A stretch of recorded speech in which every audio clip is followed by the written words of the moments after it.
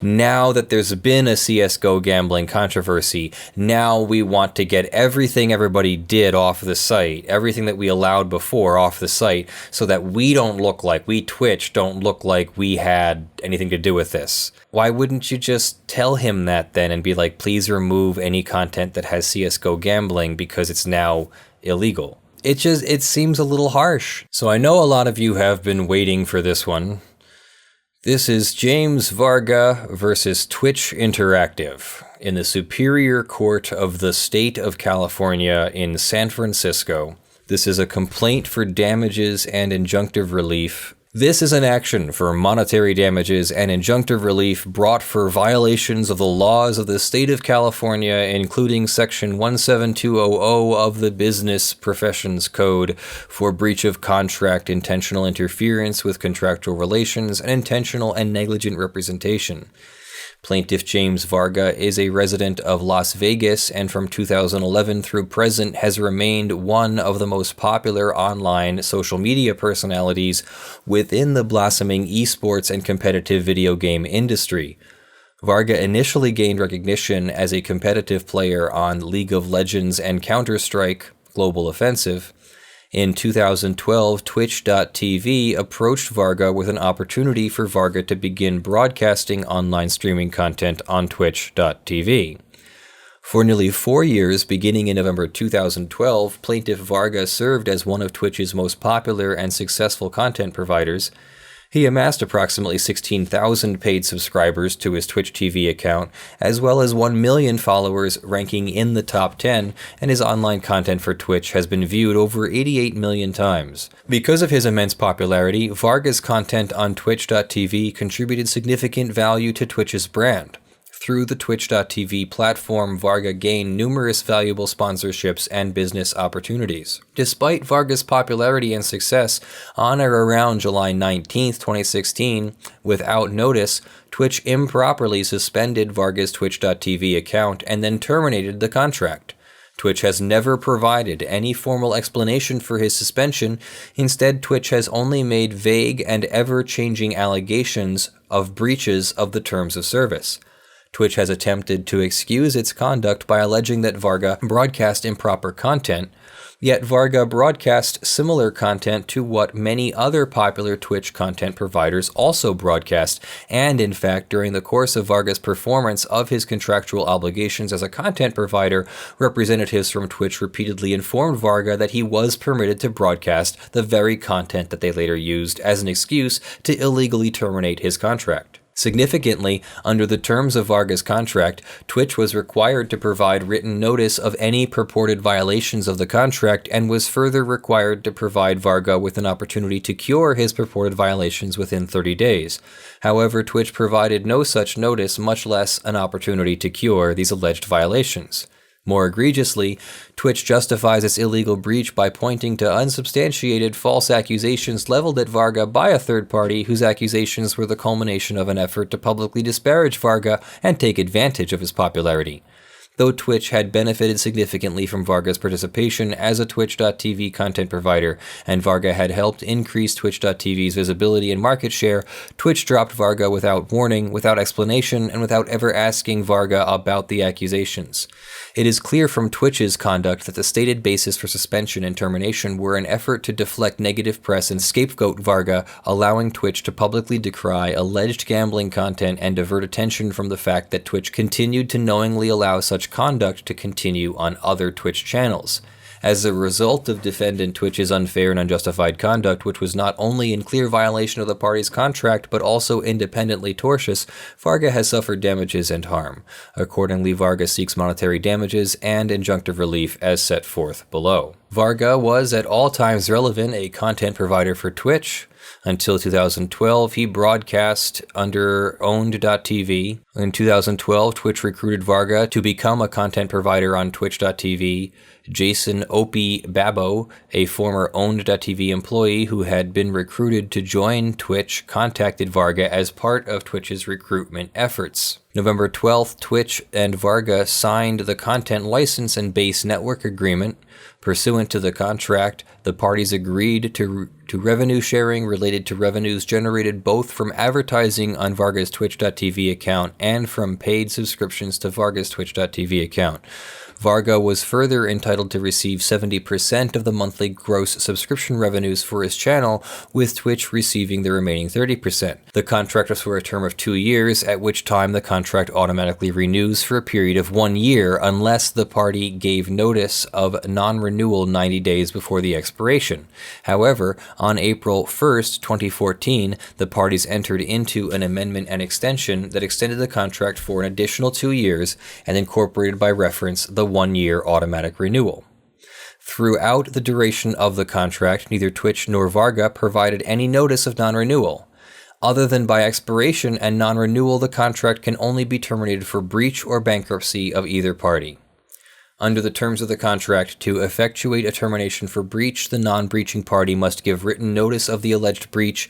The non-breaching party can only terminate the contract if the alleged breach is not cured within 30 days. Varga then goes on to argue that he is an extremely popular esports personality with 16,000 subscribers and 88 million views, has generated substantial revenues for Twitch, has generated profits for Twitch, has been free to broadcast a variety of online content as long as he does not violate the guidelines. He frequently streams esports and competitive video gaming content. Twitch's content guidelines and terms of service are silent as to the length of time a content provider may stream non-gaming content.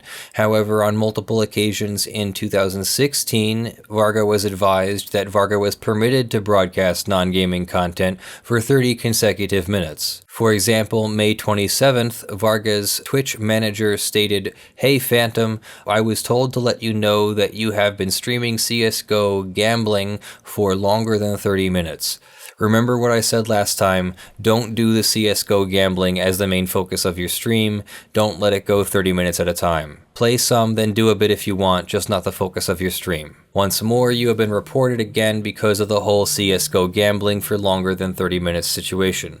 You shouldn't be doing it longer than a few minutes just to play safe. Honestly, it's a cluster. This entire rule is confusing as hell, so time it. Do what you think is correct, I just wouldn't risk it.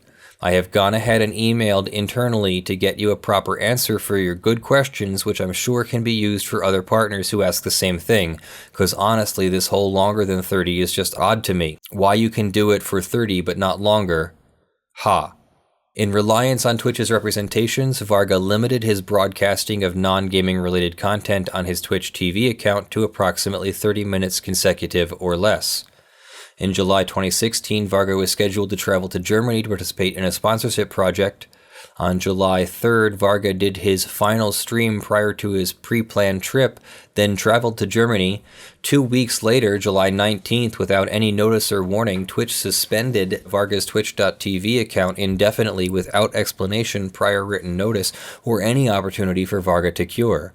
At that time, Twitch did not allege that Varga was in breach of contract, nor did Twitch provide Varga with a written notice of its intention to terminate. Similarly, Twitch did not provide Varga with 30 days to cure. Rather, they sent an email to Varga purporting to notify Varga of an indefinite suspension for violations of the terms of service. However, Twitch did not specify the nature of the violation, nor did Twitch identify the conduct that it alleged amounted to a violation. In fact, Twitch did not provide Varga with any explanation until January 7th, 2017, nearly 5 months after it suspended the account. At that time, a Twitch representative explained that there had been fraudulent subscribers, a circumstance over which Varga had no control. Subsequently, Twitch changed its explanation for the indefinite suspension, alleging that Varga's online content, including his non-gaming content, violated the content guidelines. Twitch also later alleged that Varga had violated the Twitch terms of service based on unsubstantiated allegations that had been leveled against him by Richard Lewis, a Breitbart esports reporter who accused Varga of cheating on game-related gambling sites. Lewis published his allegations in July of 2016, clearly timed to generate maximum traffic and maximum harm while Varga was participating at the ESL 1 event in Germany. The allegations against Varga are untrue and based on unchecked speculation arising from illegally obtained electronic records. Yet Twitch never asked Varga about the allegations or otherwise discussed them with him, despite the fact that Varga was among Twitch.tv's most popular and lucrative content providers.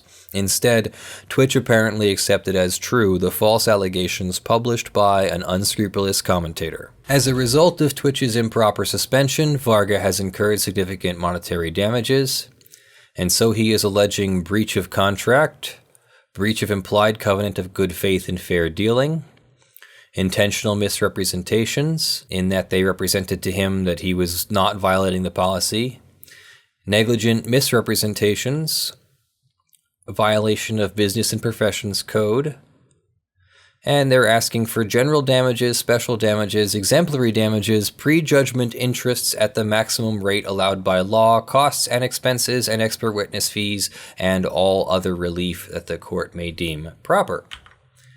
So that's interesting.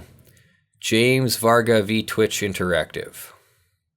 In the Superior Court of the State of California, County of San Francisco. Huh. So I'm curious to see where that's going to go as well. That and the Zombie Go Boom Adpocalypse lawsuit are very similar. They're both saying that the community guidelines are vague and implemented sort of arbitrarily. In James Varga, PhantomL0rd's case, he doesn't know exactly what the thing was. Apparently, they don't like the CSGO gambling thing or whatever, and so they're terminating his partnership, but they don't tell him why, and they seem to be changing the story. So that does seem to be a violation of their contract. Even so, even without that partnership contract, take the Zombie Go Boom Adpocalypse situation, they're suing. YouTube is saying that Zombie Go Boom has no case because YouTube's allowed to do whatever it wants. And unlike the Rick Scott voting situation, this is not a government entity and it's not your fundamental right. So YouTube does have some sort of right to discriminate against content on its platform, but Zombie Go Boom is saying, but you don't have the right to do so in this vague manner without telling us what's really going on. You either say, you're in breach of the contract and you're not allowed to be here, or the guidelines and you're not allowed to be here, or you don't say that. You don't make it this cat and mouse game of creating a video and then uploading it and then seeing if it gets demonetized and then seeing if it gets reviewed and then never knowing what part of the video was the cause of the demonetization, so you can never take steps to fix it. I mean, they don't even come back and say, we made a mistake, so please disregard. Like, at least then you'd know that it wasn't you. But instead, you have to kind of like play this game and wonder, like, what did I say? What did I do? Was it because I said shit that one time? Was it because I showed a beer bottle on screen when it's only a root beer bottle? Was it because one of my chat people said something offensive? I don't know. You don't tell me. So if they're not telling us, does that rise to the level of some kind of breach of contract? Well, here in James Varga's case, they had a contract, and it does appear that there's some kind of, at least allegation of breach here. Now, Twitch might come back and have something clear to say about what actually happened, and we might not be getting the whole story from the plaintiff in their complaint. So I'm trying not to jump to conclusions, but this does look sort of like he has a claim here, at least only seeing his side of things. So now, does Twitch come back and say, we didn't want CSGO gambling on our site? Sure. But that's not enough to overcome this complaint yet, though, right? Like, if you don't want it on your site, why didn't you just say to him, we don't want it on our site at all, please don't do it on stream? That's really easy to do, right? Or is it this revisionist history where it's like, now that there's been a CSGO gambling controversy, now we want to get everything everybody did off the site, everything that we allowed before off the site, so that we Twitch don't look like we had anything to do with this. But why wouldn't you just tell him that then and be like, please remove any content that has CSGO gambling because it's now illegal? So it seems a little harsh that they would just suspend him indefinitely, terminate his contract, and not tell him why. So I'm hoping there's more to the story, or that he receives some kind of remedy in the form of money from Twitch for doing this, because honestly, this is a little bit untenable. I do want to thank my sponsors and supporters and all that. Of course, you can sponsor this channel and make sure that we have more videos and more dogs, and the dogs get more toys, and I can buy more camera equipment and buy more lighting as we need and all that by supporting us at patreon.com/ljfrench. Or I believe we also have sponsus.org/law. Thank you very much to my February supporters. My $50 plus supporters on Patreon are John Steele, Gavin Barnard, The Godslain, Evie, Andy, Kyle Mudrak, John H. Anderson, and Vera Montaigne. And there are over 100 $5 plus supporters. It might be 100, just over 100 $5 plus supporters scrolling on the LED panel behind me. And when I post these VODs, you'll be in the description of those videos. And we're trying to figure out more and better rewards for the supporters. Right now, you get the Patreon panel, which is cool, but like we can do better. So we have the half an hour pre-show that we do every Sunday. So that's kind of like a place to come and hang out with me and get a little bit of more personal interaction, because there's fewer people in general. But I'd like to have more rewards for the patrons, and also offer more tiers as well, so that a $20 supporter might get something in between the $50 level or something. I don't know. So if you have any ideas for me there, because I know so many of you are full of so many good ideas, please let us know. With that said, I'll flash my fly-in one more time because we worked so hard on it. Business at lawfulmasses.com, by the way, guys, if you have any ideas for the channel that you want us to go over. Love you all. I'm Leonard French, your favorite copyright attorney, and I'll see you. Bye.